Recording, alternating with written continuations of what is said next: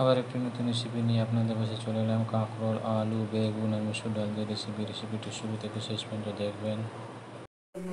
ভাজার জন্য কড়া বসিয়ে দিচ্ছি কাঁকরোল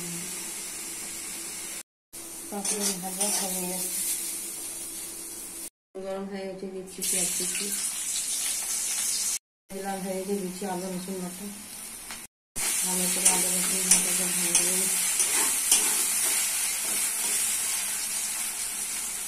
রসুন লাল হয়ে গেছে, দিচ্ছি মশলা, হলুদ গুঁড়ো 1 চামচ, লঙ্কা গুঁড়ো 1 চামচ, জিরা গুঁড়ো 1 চামচ, ধনে গুঁড়ো 1 চামচ, লবণ 1 চামচ।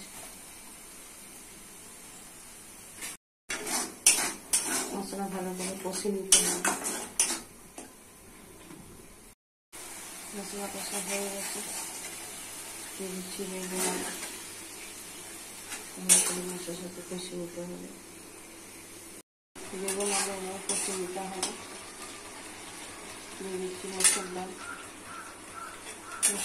বেগুন আলু ভালো করে কষে রান্না করে দিতে হবে।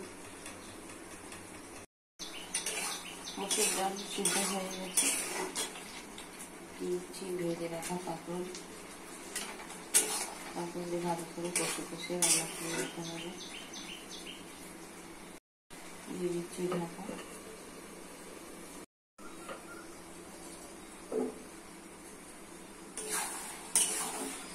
আলু, কাঁকরোল, বেগুন সব সিদ্ধ হয়ে গেছে, দিয়ে দিচ্ছি জল, দিয়ে দিচ্ছি গরম মশলা,